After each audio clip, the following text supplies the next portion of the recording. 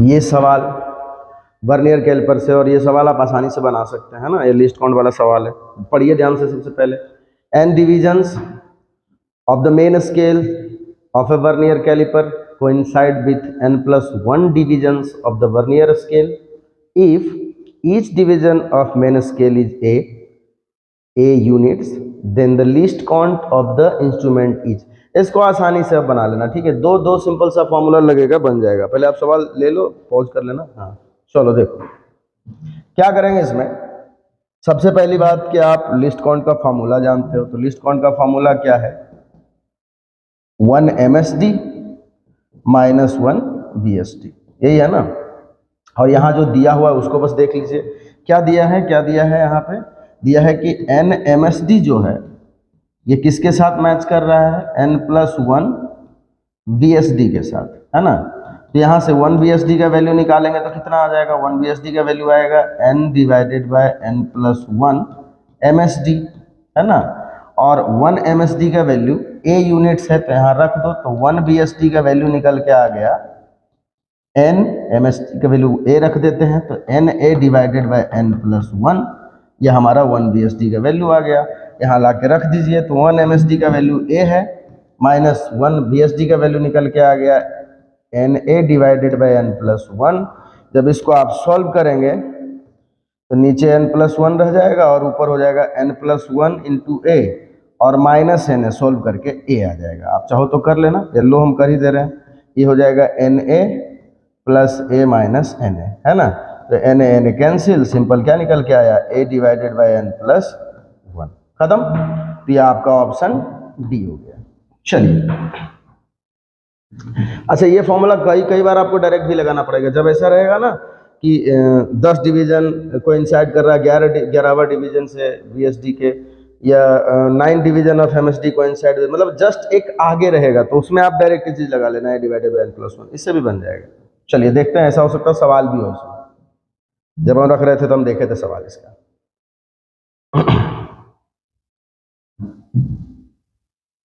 Okay, ये सवाल देखिए ध्यान से। Given that k equal to energy, v equal to velocity, t equal to time, if they are chosen as the fundamental units, then what is the dimensional formula of surface tension। इसको भी उसी तरह से आप मान के बना सकते हैं, सिंपल करके, है ना। सरफेस टेंशन का डायमेंशन आपको बताना है किसके फॉर्म में, आपको बताना है एनर्जी, वेलोसिटी और टाइम के फॉर्म में। तो वही चीज है, सरफेस टेंशन को हम यहाँ लिख देते हैं, जो कि होता है फोर्स पर यूनिट लेंथ। ये किस पे डिपेंड कर रहा है, ये डिपेंड कर रहा है एनर्जी के ऊपर, वेलोसिटी के ऊपर और टाइम के ऊपर। कितना नहीं मालूम, हम पावर मान लेते हैं कुछ भी, XYZ, है ना। और इसको हम इक्वेट करेंगे कैसे, सरफेस टेंशन होता है फोर्स पर यूनिट लेंथ, तो इसका डायमेंशन क्या हो जाएगा, ML, L तो खत्म हो जाएगा ना, एक नीचे डिवाइड करेंगे तो ML 0 T-2, ये हो जाएगा हमारा सरफेस टेंशन का यूनिट डायमेंशन। K एनर्जी है तो ML2 T-2, इसका पावर x। और इसमें ज़्यादा मत करना छेड़छाड़ फालतू के, वो बहुत लोग बोलते हैं ना अरेंजमेंट करो, बहुत बार अरेंजमेंट आपको सूझेगा नहीं और आप गलती कर दोगे इसमें, है ना। तो ये काम मत करना। वेलोसिटी LT-1, थोड़ा सा समय लगेगा लेकिन एक्यूरेसी रहेगा, है ना। T टाइम है तो T का पावर z। इसको अगर हम सॉल्व कर लें तो m का पावर कितना निकल के आएगा, m का x, l का निकल के आएगा 2x, l का कितना आ जाएगा 2x, और एक l यहाँ पे है तो प्लस y, और तो कुछ होगा नहीं। t का पावर यहाँ पे है -2x, और यहाँ पे हो जाएगा t का पावर -y, और यहाँ हो जाएगा t का पावर z। चलिए इन सबको सोल्व कर लीजिए। x इधर अगर m के बराबर लिखोगे तो x की वैल्यू निकल के आ जाएगी 1, ठीक। अच्छा, x की वैल्यू 1, 2x प्लस y को अगर 0 से करेंगे तो y के बराबर हो जाएगा -2x, माने y इक्वल टू हो जाएगा -2, और -2x माइनस y यहाँ ये किसके बराबर, इसको थोड़ा सा सोल्व कर लीजिएगा आसानी से, है ना।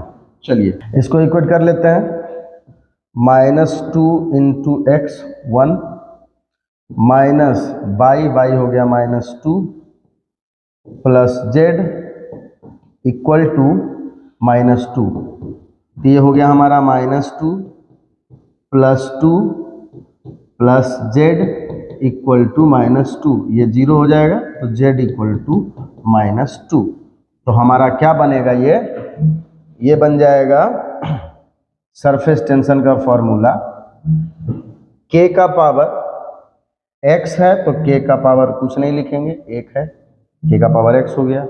v का पावर y तो v का पावर -2 और t का पावर z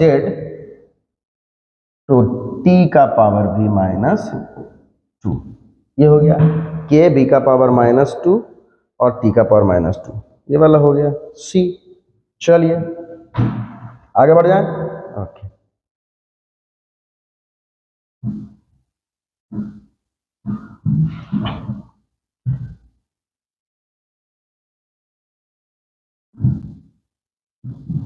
ये सवाल पढ़ें ध्यान से। In the formula x equal to 5y(z²), x and z have dimensions of capacitance, magnetic field respectively. What are the dimensions of y in SI unit? देखो अब इसको क्या है, पहले आप आराम से पढ़ो, पॉज करके पढ़ लेना। अब आ जाओ,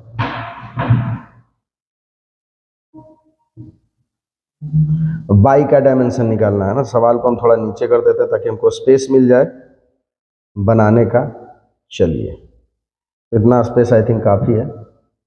चलिए, यहाँ पे अगर आप सवाल को ध्यान से पढ़ो तो दो बड़ा डिफिकल्ट टर्म है।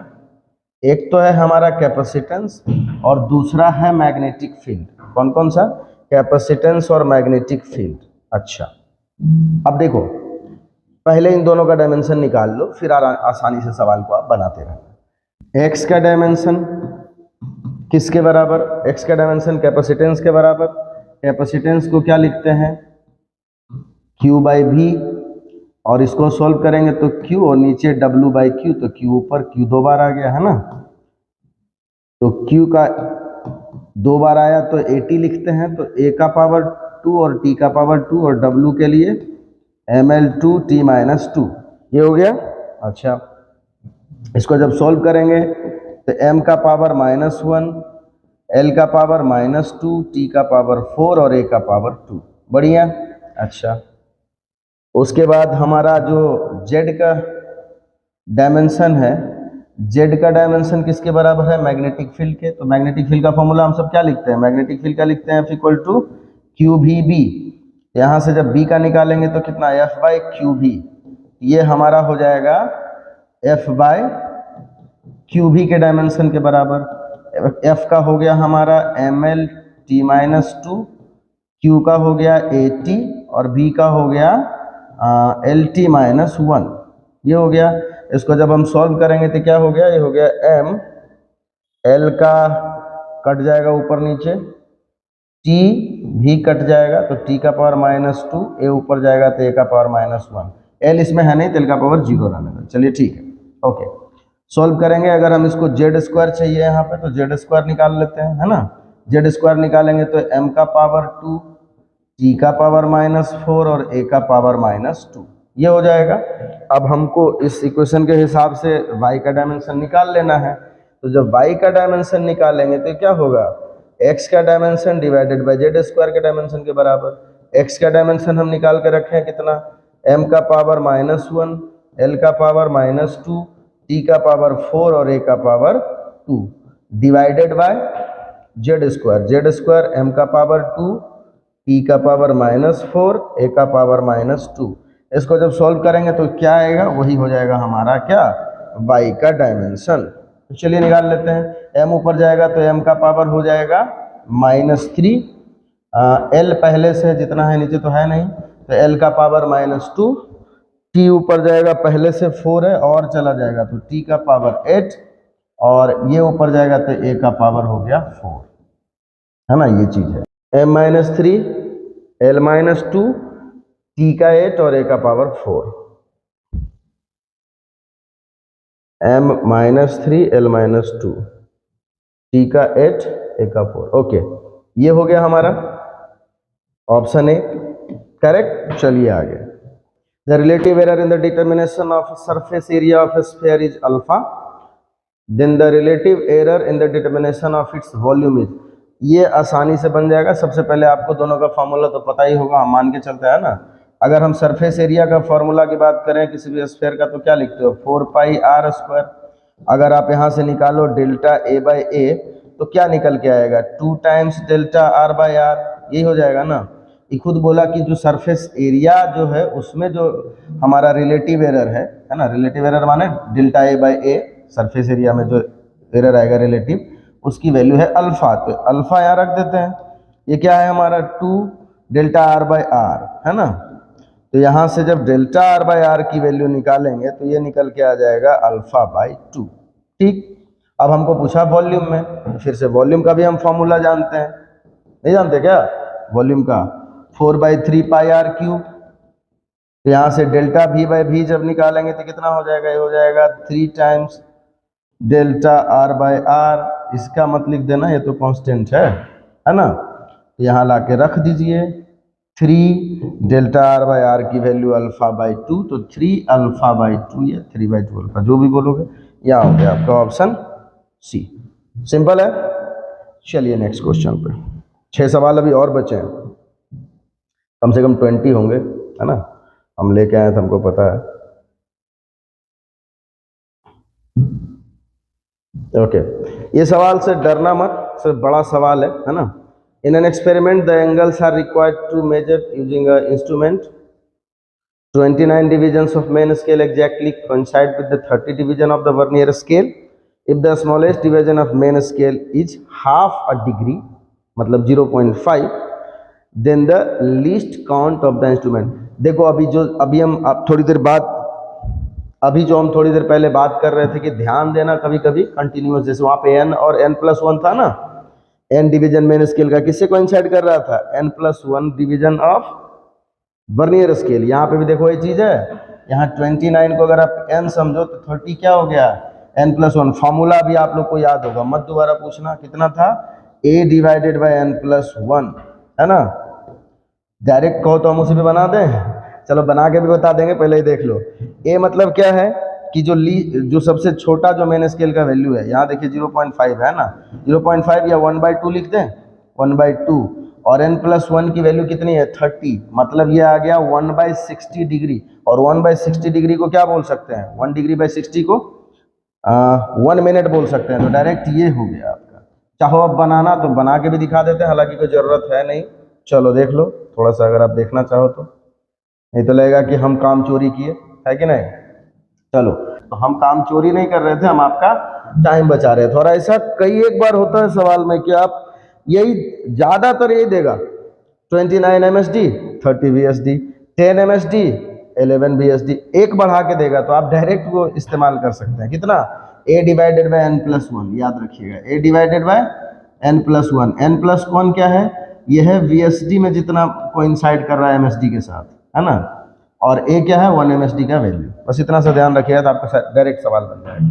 चले, ओके। नेक्स्ट क्वेश्चन, ये काफी बवाल है ना, बवाल नहीं बोल सकते हैं, चलो ठीक है। इसमें क्या है कि आपको ये जो दिया हुआ है रूट के अंदर epsilon not divided by mu naught, तो इसकी आपको डायमेंशन निकालने। इसका बड़ा आसान होता है। देखो हम सब एक फॉर्मूला जानते हैं, C = 1/√μ naught into epsilon naught. अब यहाँ तो है नहीं, तो क्या करें, ऊपर नीचे इसी में मल्टीप्लाई कर दें, समझ लो। अगर ऊपर नीचे हम epsilon not divided by epsilon not कर दें तो ये क्या बन जाएगा, ये बन जाएगा एप्सिलॉन नॉट का स्क्वायर, माने एप्सिलॉन नॉट बाहर हो जाएगा और नीचे आ जाएगा mu naught into epsilon not, जिसकी की वैल्यू क्या है, 1, यहाँ नहीं कुछ तो 1 है, ऐसे समझ लेते हैं। तो ये हो जाएगा हमारा C इंटू एप्सिलॉन नॉट।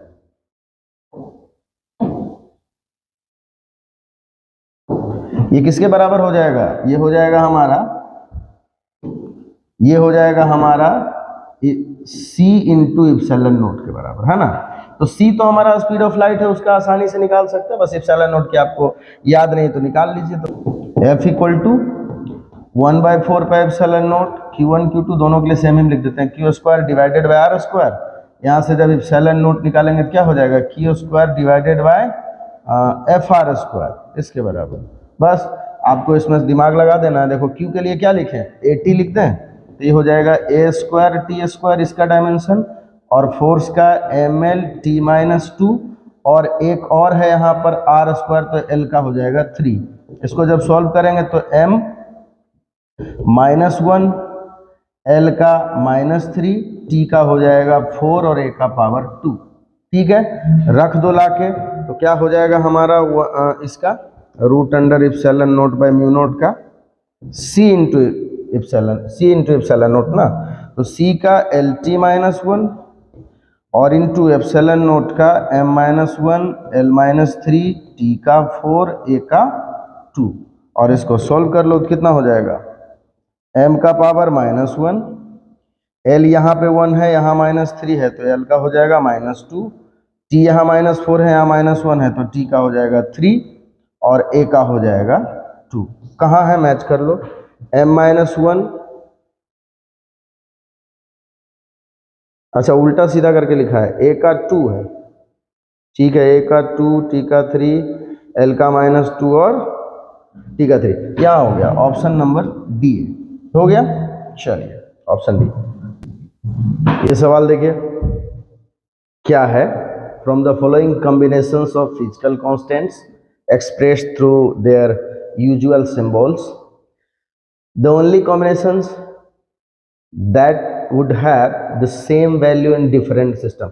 इस यहाँ पे ये वर्ड को ध्यान से देखना, same value in different system of units. अगर कोई फिजिकल क्वांटिटी है जिसका कि यूनिट होता है, तो अलग अलग सिस्टम में उसका कैसे वैल्यू सेम होगा, अलग अलग सिस्टम में वैल्यू अगर सेम है, इसका मतलब वो क्वांटिटी डायमेंशनलेस है। ये बात आपको ध्यान में रखना है, ठीक है। जब भी कभी ऐसा कुछ पूछे तो आप समझ लो कि हम किसी न किसी डायमेंशनलेस कांस्टेंट की बात कर रहे हैं, अगर सीधा एक लाइन में ये बोला जाए तो इसमें से कौन है, अभी इस पर हम ज़्यादा, अच्छा दिख तो गया, देखो इसको आप ध्यान से देखो, यही ऑप्शन हो जाएगा, हमको लग रहा है ऐसा। चेक कर लेते हैं, ग्रेविटेशनल फोर्स की बात करो तो हम लिखते हैं G, अच्छा 2 इलेक्ट्रॉन के लिए लिखा गया है, E दिख रहा है आपको, तो लिख सकते हैं G(m²) divided by r square, हम अभी m छोड़ देते हैं। और अगर इलेक्ट्रोस्टैटिक फोर्स लिखो तो क्या लिखेंगे, 1/4πε0 Q1 Q2 दोनों अगर इलेक्ट्रॉन है तो E² डिवाइडेड बाय r², यही है। ये ग्रेविटेशनल फोर्स है, इलेक्ट्रोस्टैटिक फोर्स है।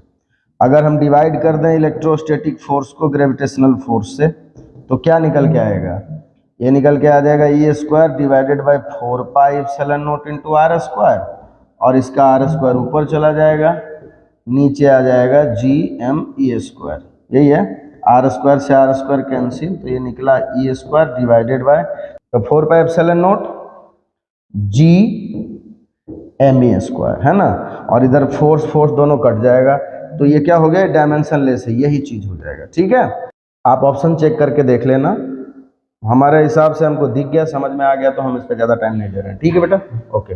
चलिए नेक्स्ट 18 नंबर,